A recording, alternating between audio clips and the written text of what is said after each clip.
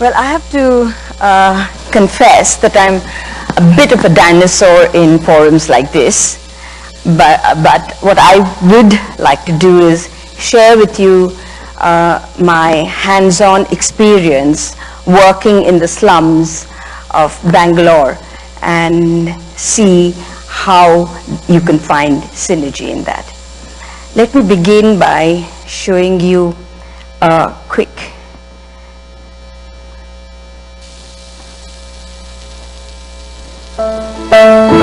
Bangalore, known throughout the world for its sunrise IT industry, has a side to it that is seldom seen.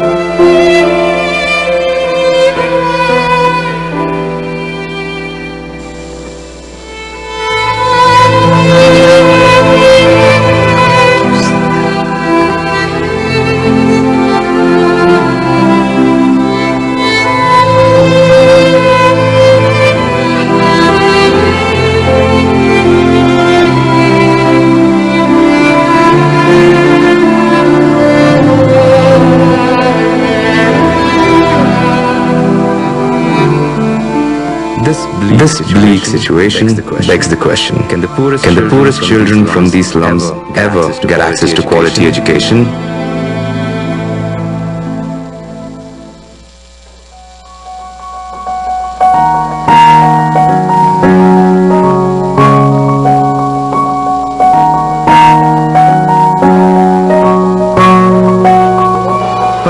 Parikrma was founded in 2003 to impart quality education that prepares the poorest of poor children for life.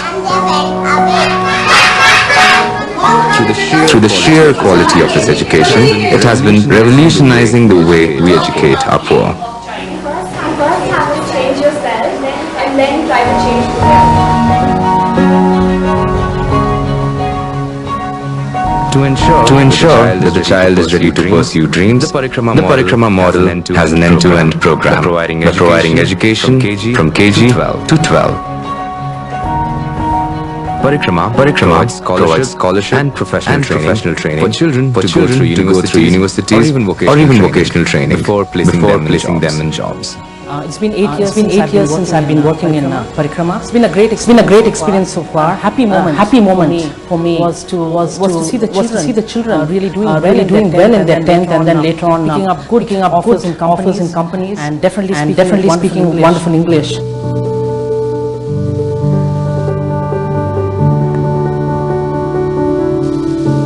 But serving the poorest of the poor means challenges in the path. The children come from households which are filled with violence and despair, and none of the parents have been to school. To ensure that the child continues to learn despite the stifling economic conditions, Parikrma has adopted a 360-degree development program that includes total nutrition, comprehensive healthcare, and family care. It's the circle of life, the Parikrma way. Today we'll witness a miracle as a proud ex-student, now a student of law, returns to the school for a happy reunion. It's very important for us to stay connected. And the reason why I want to be connected with you all is because I look at you all as role models for the younger children. Kishore, now you're working in an IT company, right? Now that you're doing your biotechnology, you're preparing for your chartered accountancy exams. Yeah? So if anyone has to fall ill, please fall ill and go to Manipal Hospital because she's the nurse there. You're an entrepreneur. You're now a hotel professional. Okay, now Jalajakshi, you are very special. You're now a teacher in Parikrma. One of the questions that I want to know from you is all that you've learned from Parikrma, are you being able to apply it in the outside world? I've learned a lot of things from Parikrma. The confidence that I have now is because and the knowledge that I've gained, I think that is also. So I think I'm nowhere less to any other student in class, and I stand. You'll remember the Parikrma. Parikrma remains passionately committed to transforming lives through top-class education. enjoy debating because I can express my point of view and I'm second to none. Am I inferior to anyone? Not me. And B. Parikrma earned this special mention. And in the process to influence an entire system to change.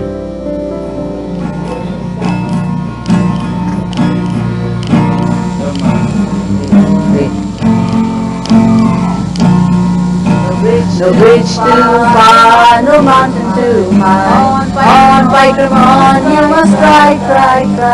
No bridge too far, no mountain too high. On Parikrma, you must ride. No bridge too far, no mountain too high. On Parikrma, you must ride. No bridge too far, no mountain too high. On Parikrma, you must ride. Honesty, integrity shall flow in our veins. Care and compassion, humanity shall reign. Walk with our heads held high. On wings of love we shall fly. Bridge too far, no mountain too high. On Parikrma, you must ride.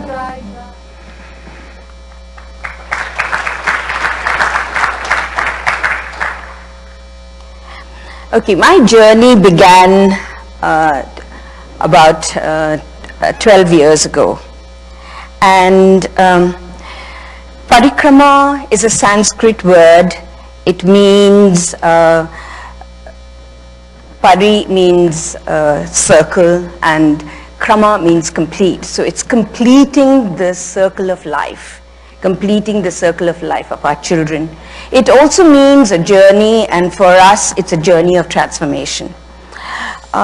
In Bangalore, which is known to be the IT capital of the country, there are 850 slums in Bangalore, and 2.5 million people live in these slums.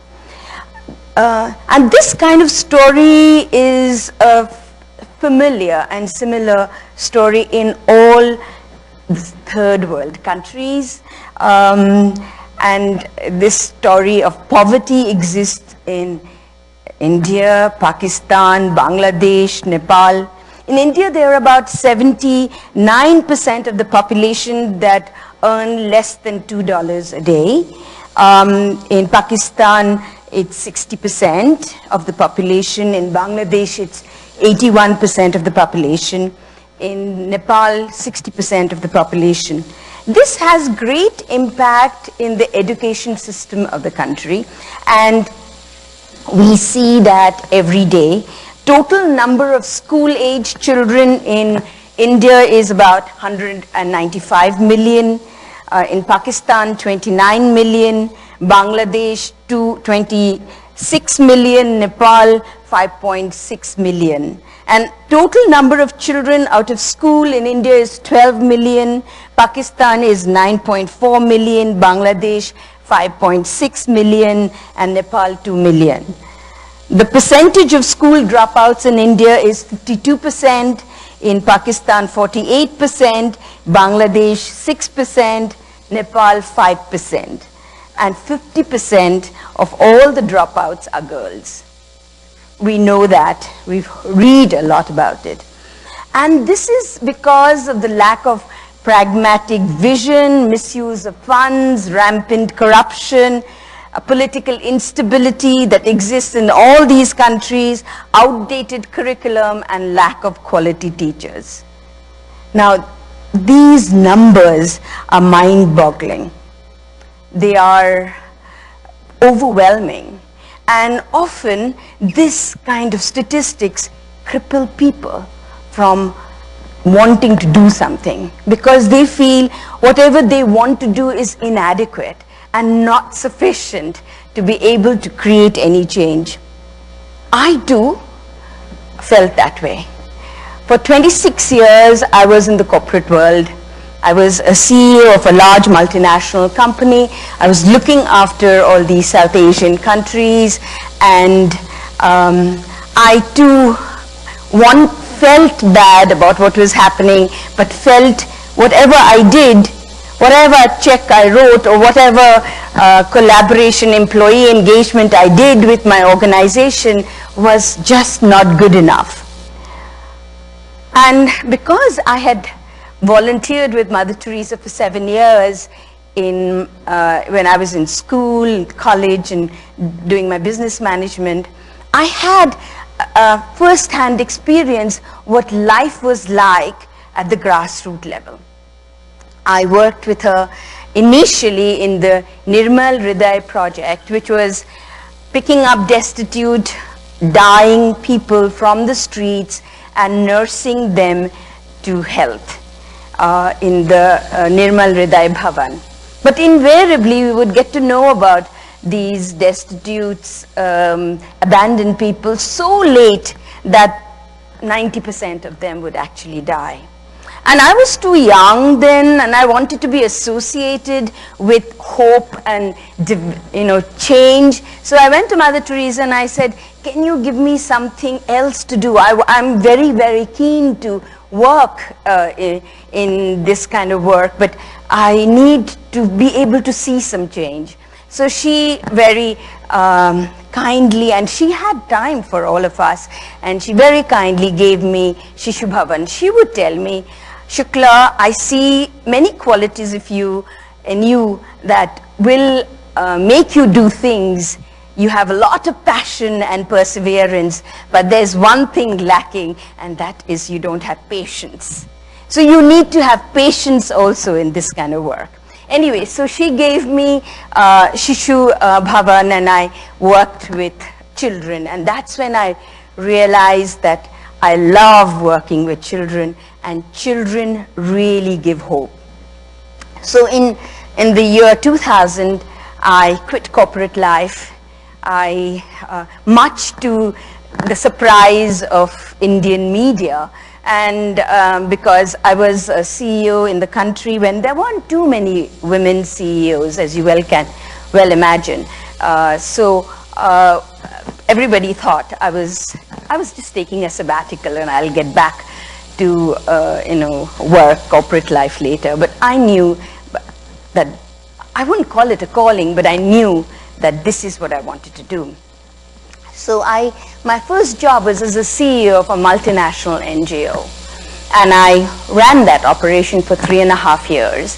And so with Mother Teresa, I had got experience working in the grassroots, and with this multinational NGO, I got experience of working in the boardroom, and I felt I needed to do it differently, my way. So in 2003, I started Parikrma literally from my kitchen table with my own life saving, because I didn't want to go to anyone to ask for funds, and I didn't know about Alex's great project then. So I didn't want to go to ask for anyone's funds, because I needed to show people that I really believed in what I wanted to do. And I really believed in myself, and I really believed that there was this need. And so my husband and we scraped the bottom of the bank, whatever money we had, and we started Parikrma. So the first school, out of the 850 slums, I walked through 322 slums. I went through each of these slums, went and knocked at doors, and found out how many children ought to have gone to school but weren't going to school, persuaded the parents to send their children to my school. And at that time, I didn't have a building, and I didn't have an office space. So we had our meetings under a tree or at a temple yard. But I think the parents could feel that I was very sincere about what I wanted to do.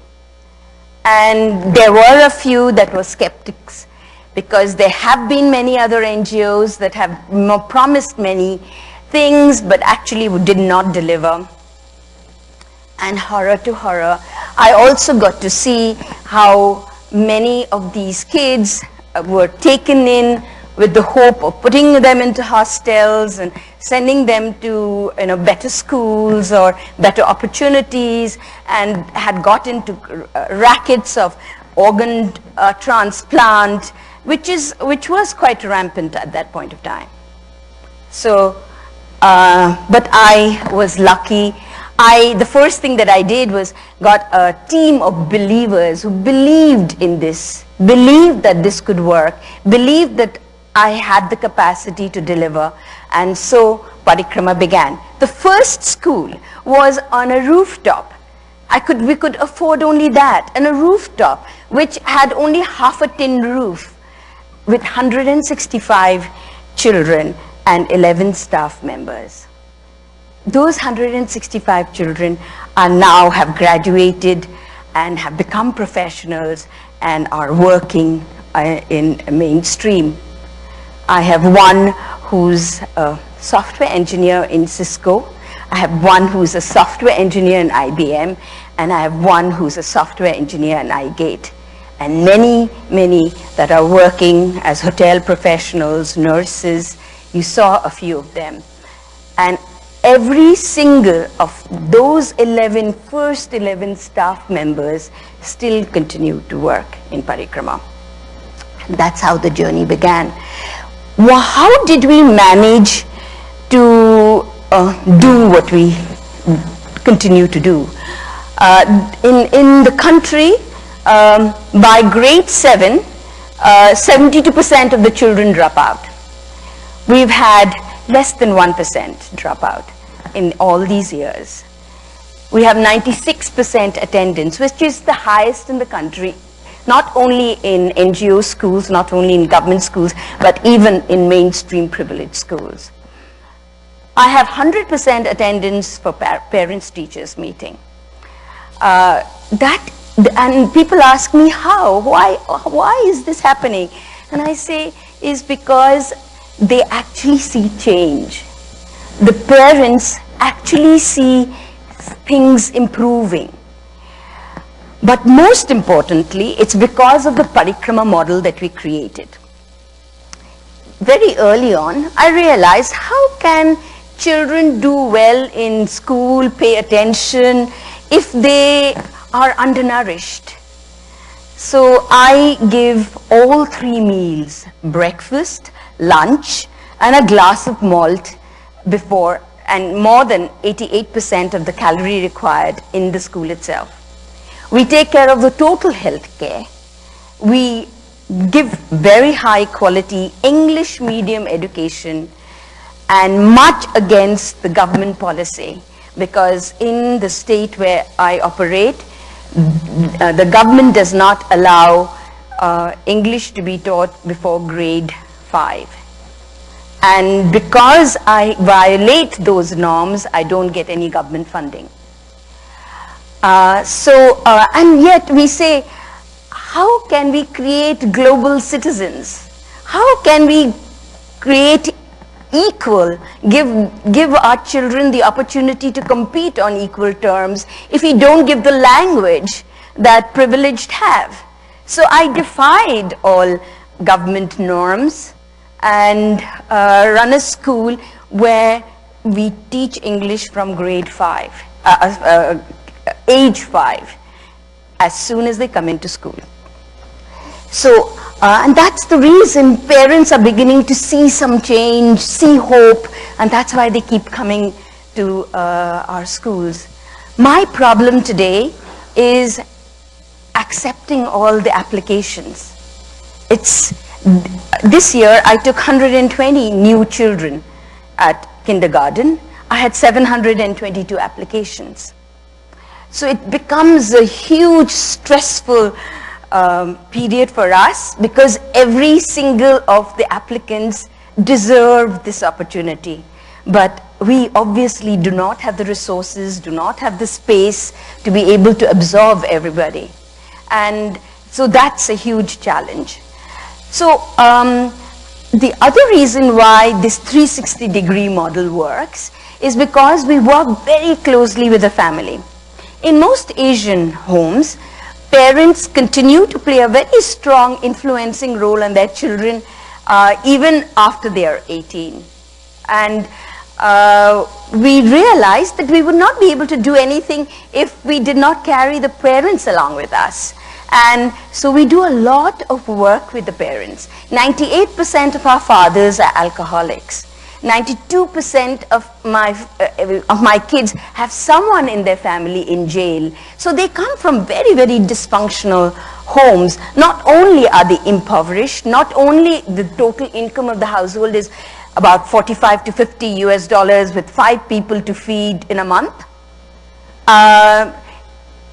Poverty is very debilitating, but more debilitating is psychologically to be in an environment of despair. So what we do is, take care of the child's nutrition, health care, and the family. What we do is send the fathers for de-addiction program. The mothers who work as maids and get about 25 US dollars per month. We have taught them tailoring, and we've got them connected to boutiques. So suddenly there is a little bit of incremental income in their households. The other reason that differentiates us from any other operations like ours is our E2E model. This I borrowed from the IT industry, is from one end to the other end. Our children come to us at age 5, and we take care of them till they're age 25. So our children stay with us. These are all non-residential schools, by the way, because we say our children are not just students, they are change agents. They have to go back to their community every day and change. We don't want to remove them because they should not only look after themselves, but they have to improve the community that they come from. So we take care of the kids. We have from kindergarten to grade 12, and then we sponsor our children in professional colleges. Right now we have about little above 200 children that we are sponsoring in higher education. 18 of them are doing engineering. We already have a child that is an orphan that has now become a doctor. But we have now quite a few doing medical profession, quite a few doing legal profession. But there are some kids who are not academically bright, and we take care of them vocational education and have placed them in jobs. So it's kind of a wholesome approach to education. And what we find is children respond. They like coming to school because they're proud of their school. They're proud of what. So I have children, sports is a very big leveling factor in our schools, where our children are under 12, under 14, under 16 football champions in the city. They beat Canadian school, which is an international school, 11-0, and they didn't even have football boots to play with.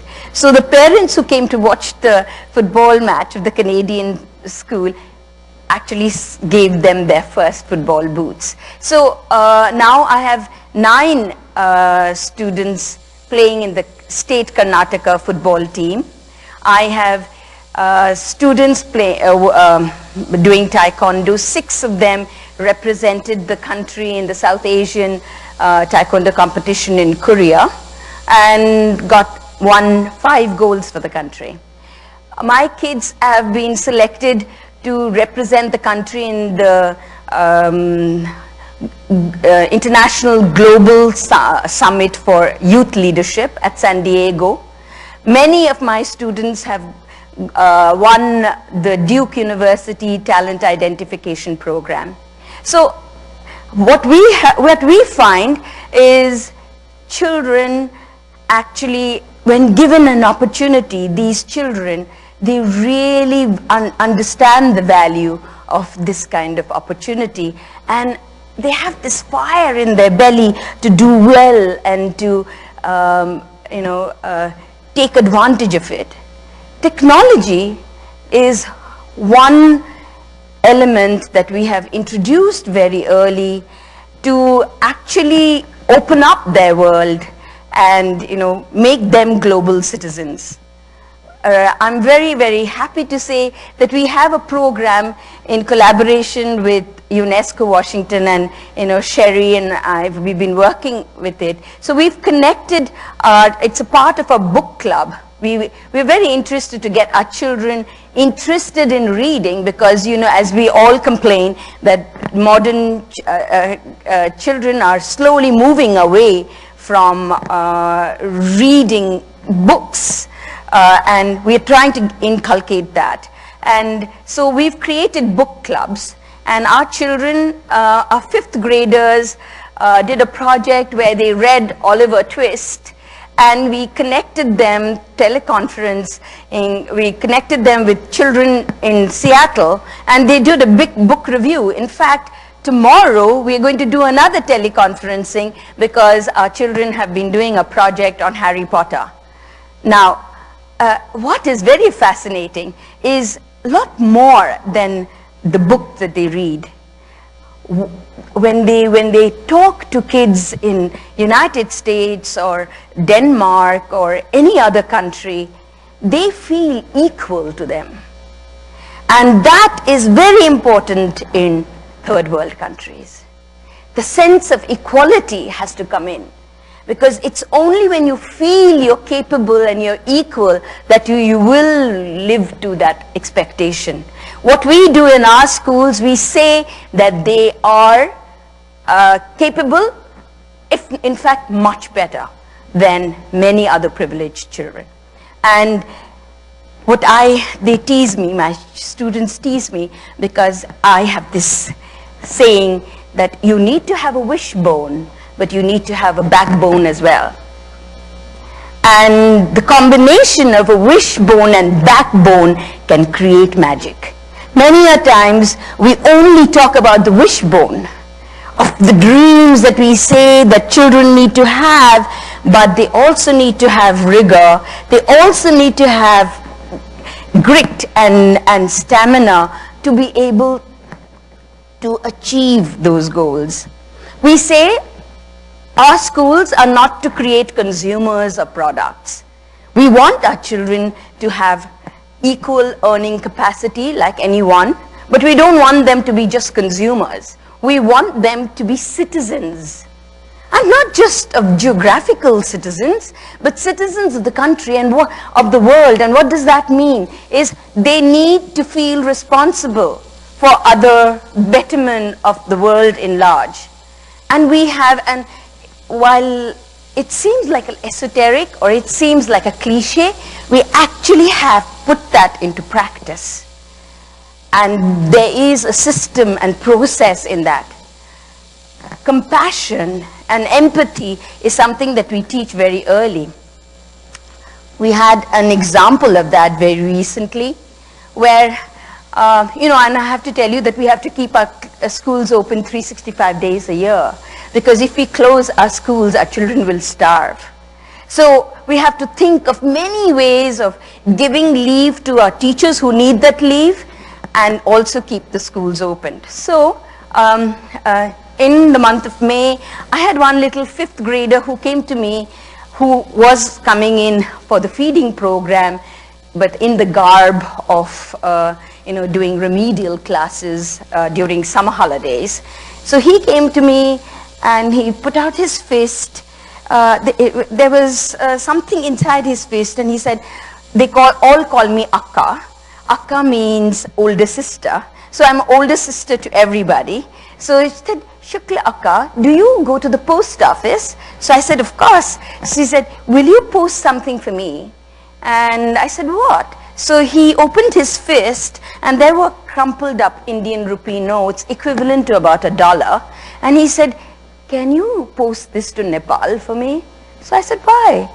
He had heard about the earthquake in Nepal, and he felt he needed to do something. My first reaction was, where did you get this money from? And he said, Akka, I didn't steal it from anyone. It's my money. I saved my bus money. I walked to school and I saved my bus money to give it to the children in Nepal. And I got to know that many other students were doing small things to do their bit to contribute to Nepal. And so I said, I was put to shame, to be honest. I said, you just see these news and you feel bad, but very, very rarely do you get galvanized to do something about it. And these kids who have hardly anything, who will not get anything to eat if I keep my schools closed, they are actually thinking about those that are less fortunate than them. So we created a program called the Spirit of Sacrifice. We said, you do not need to always give when you have a lot, and give only when you have a lot. You can give even when you have very little by sacrificing. And that spirit of sacrifice was a huge learning experience for someone like me, where our kids gave up their Saturday breakfast for several months. They did not have breakfast on Saturdays for several months and saved it to send to Nepal. I got in touch with an NGO in Nepal, and we found out that this NGO was actually building many schools that had been totally destroyed. We identified one school at the base of the Mount Everest camp, and we have adopted that school, and we are raising funds to build that school. We've raised 90% of the funds that is required. Can you imagine?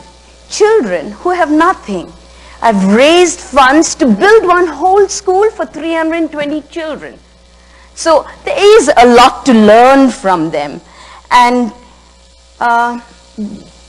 what I want to leave behind is, if all of us use technology to share these stories and communicate what is possible in the world, I think definitely we will achieve what we want in the humanitarian way. Let me leave you with just another of my, just a 3-minute film for you to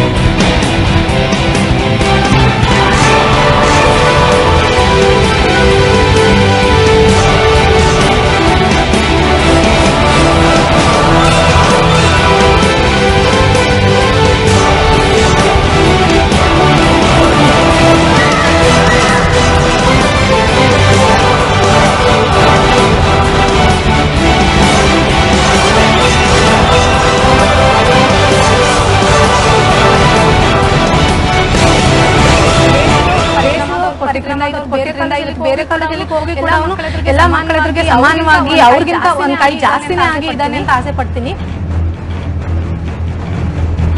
என் பொண்ணு வந்து doctor ஆகணும்னு ஆசைப்பட்டிருக்கேன். எங்க பையன் morning வந்துட்டு அவர் மத்தியானம் பார்த்தாக்கா ஒரு சயின்டிஸ்டா போறானா, ஈவினிங் பார்த்தா ஃபுட்பால் பிளேயர். நான் சொன்னேன் இது ஏம் ஒன்று தான் இருக்கும், நீ 3 கேட்டாக்கா எப்படி இல்லை மம்மி நான் அப்படியே அட்ஜஸ்ட் பண்ணிக்குவேன் டைம் அப்படின்னு சொல்லின்னு இருக்கிறான்.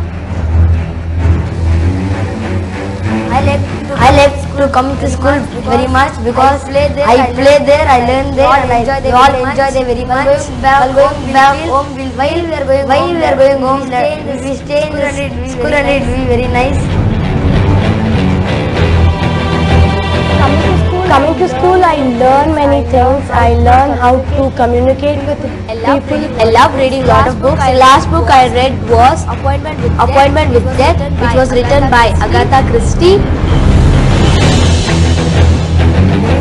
The reason why I like Taekwondo is because we can defend ourselves when we are helpless, and I have represented our state in 3 competitions, and I was awarded the best fighter in the state level head at Bangalore.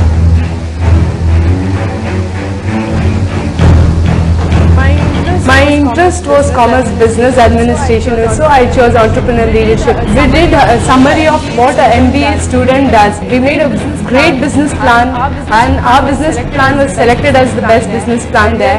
I really loved to go to Duke to study again. Now I'm going to college. I'm doing my Bachelor of Hotel Management from Presidency College. Doing my engineering, computer science in UVC Bangalore. I want to be a software engineer.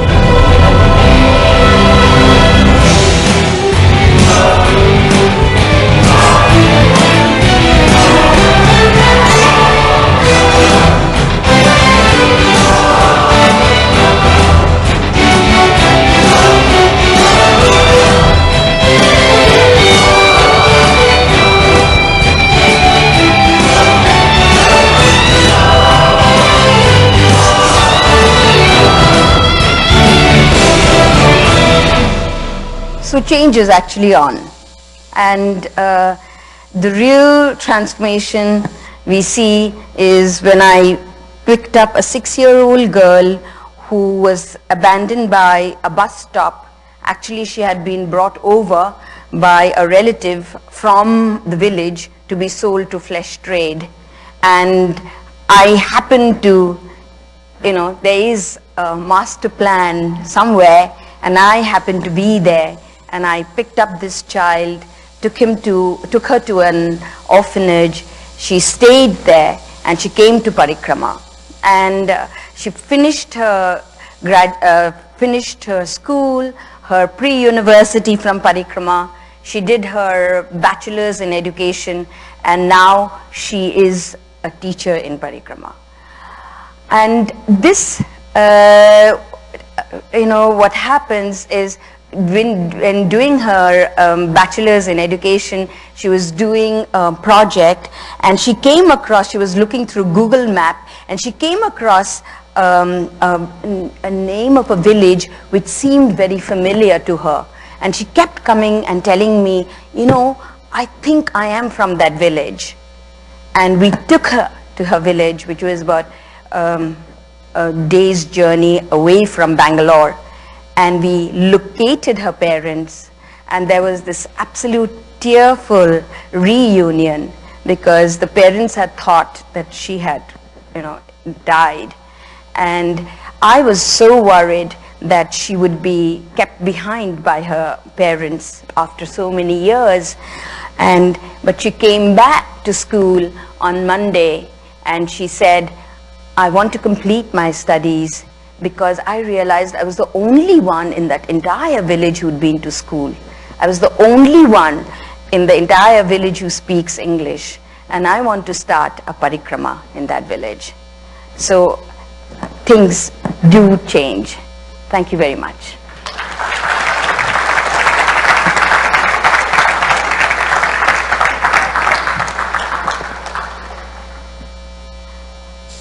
Yeah. Okay, so I began by with my own personal funds, and of course I didn't realize that it wouldn't stretch too far. when I began, but I'm glad that that ignorance allowed me to be brave, and so I got started. But after that, I've been approaching corporate houses, a lot of IT companies that have been supporting Parikrma through their CSR program. It costs me about $610 US per child per annum, which takes care of the rent of the building. None of my schools are owned by me because I didn't want to wait till I had enough money to save land, to buy land, build a school. It had to get started. So I pay rent for all my school buildings. It takes care, $610 US takes care of all teachers' salary, their training, their perks. It takes care of all the 3 meals, uniforms, books and material, shoes, bus to take them to school and away, field trips.